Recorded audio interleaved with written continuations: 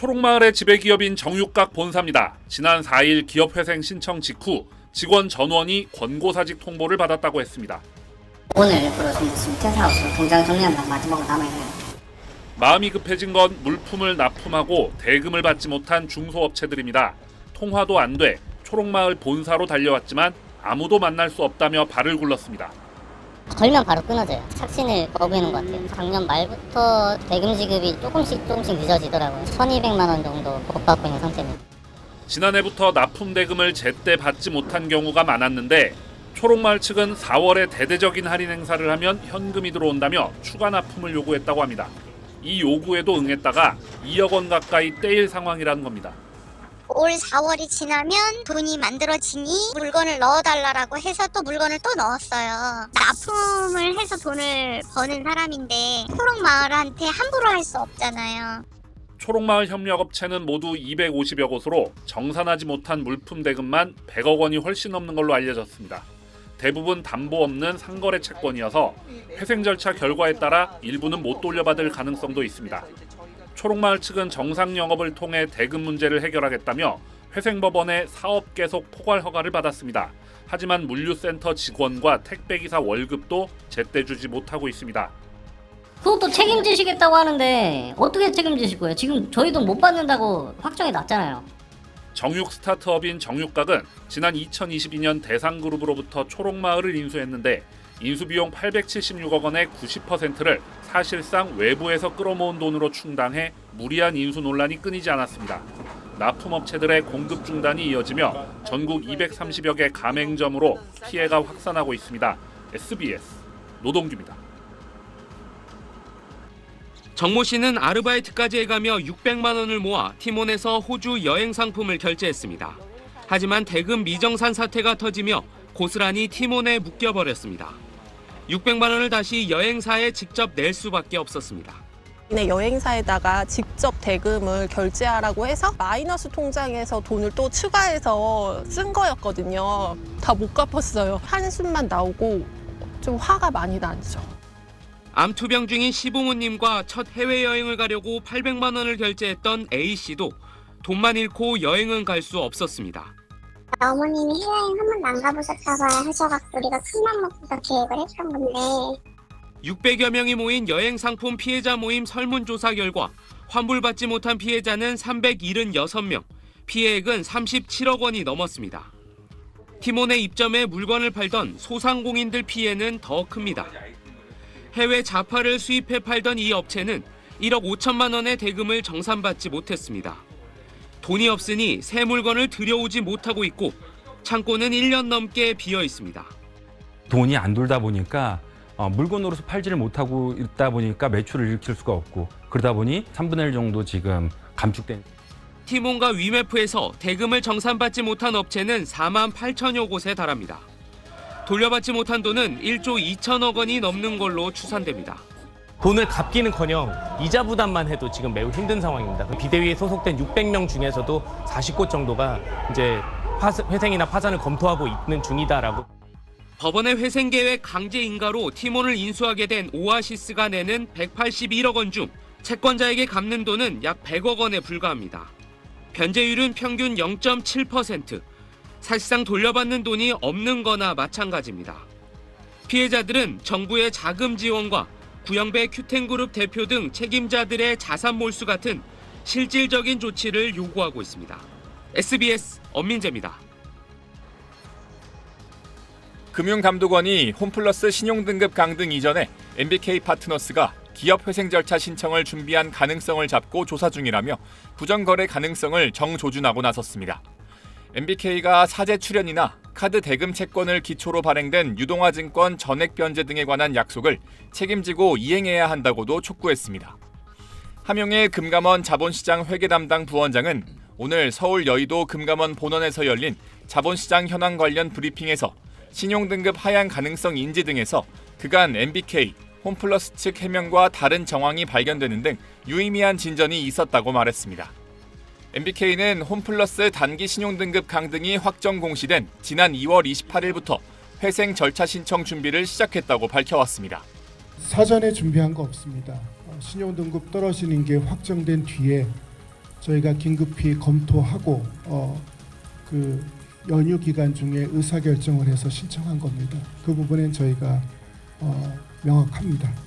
하지만 금감원은 적어도 MBK가 말해온 날짜 이전에 신용등급 하향 가능성을 인지했을 가능성에 무게를 두고 있는 것으로 알려졌습니다.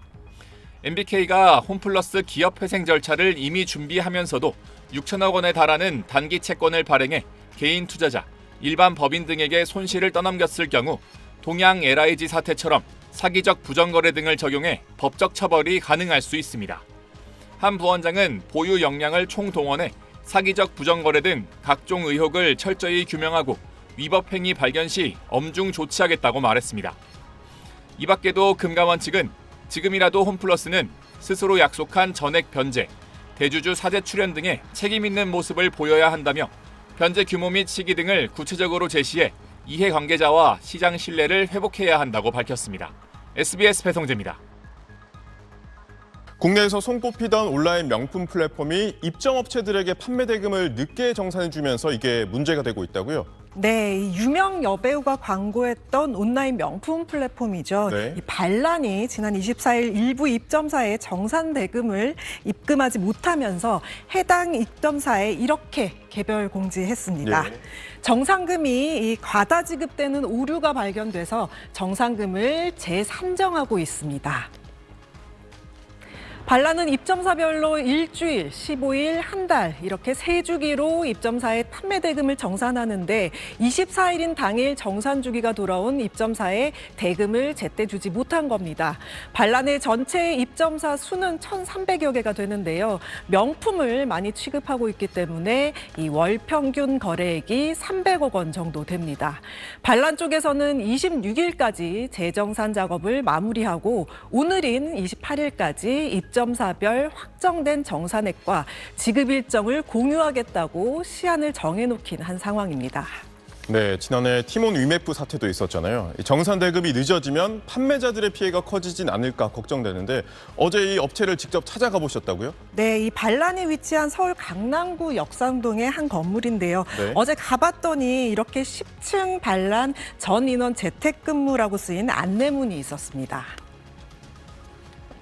정산 지연 공지가 발송된 지 하루 뒤인 지난 25일에는 판매자 20-30명이 반란 사무실을 찾아 거세게 항의해 경찰이 출동하는 상황까지 있었던 것으로 알려졌는데요. 이 반란 측은 직원들의 신변 안전을 우려해서 그제부터 이렇게 전 직원 재택근무로 전환한 겁니다. 하지만 이 사실을 알지 못한 판매자분들이 저희 취재진이 취재를 하고 있는 동안에도 여러 분 다녀가셨는데요. 그중 몇 분을 만나봤습니다. 이번 주 금요일 전까지는 얘네들이 기다려보라고 하는데 저희도 불안할 수도 있는 걱정이 되니 금액이 작지가 않아 좀 죄송. 이쪽 업종 하면서 업계가 아닌 사람이 없고 금액이 더 컸으면 컸지. 뭐 쳇바퀴 돌듯이 기다려라. 뭐 이런 입장이니까. 근데 지금 이 상황에서 어떤 명확한 답변 없이 기다린다는 건 말이 안 되고. 네, 이 미정산된 돈 액수가 큰 만큼 당혹감도 더 클 수밖에 없을 텐데요. 일부 판매자들은 반란에서 상품 판매를 중단한 상태입니다. 네, 코로나 기간 동안 국내의 명품 온라인 시장이 급성장을 했고 이 업체는 그 중심에서 주목을 받았던 곳이잖아요. 근데 갑자기 왜 이렇게 된 겁니까? 네, 이 먼저 반란의 현 상태를 좀 보면요. 2023년 말 기준 자본 총계가 마이너스 77억 3천만 원으로 완전 자본 잠식 상태입니다. 출범 이후 매년 적자가 누적됐기 때문입니다. 2015년에 설립된 반란은 팬데믹 기간 오프라인보다 이 가격 경쟁력이 좋고 이 마진을 적게 남기는 구조를 내세워 다른 온라인 명품 플랫폼들과 함께 무서운 성장세를 보였습니다. 특히 코로나 때 보복 소비로 명품 구매가 많았죠. 2023년만 해도 약 3,200억 원의 기업 가치를 인정받았습니다. 하지만 코로나가 끝나고 해외여행 갈 수 있게 되면서 명품 열기가 좀 가라앉았고요. 코로나가 끝난 2023년엔 99억 원의 영업 손실을 기록하고 이 매출은 392억 원으로 56%나 급감했습니다. 반란의 유동 자산은 56억 2천만 원, 유동 부채는 138억 1천만 원으로 1년 새 현금화할 수 있는 자산보다 1년 내 갚아야 할 부채가 2배 더 많아졌습니다. 최근 이 투자 유치를 추진해 투자를 받았는데 기업 가치를 292억 원으로 평가받은 것으로 전해졌는데요. 2년 전 기업 가치의 10분의 1 수준입니다. 네, 상황이 굉장히 안 좋은 것 같은데 이렇게 되면 걱정은 제2의 TMF 사태로 이어지지 않을까 이 부분이거든요. 함 기자는 좀 어떻게 보십니까? 네, 아직 속단하기는 이릅니다만 판매자들 우려가 상당히 큰 상태입니다. 네. 과거 TMF도 미정산 사태 초기에 시스템 고도화를 이유로 이 미정산 사태를 공지한 바 있습니다.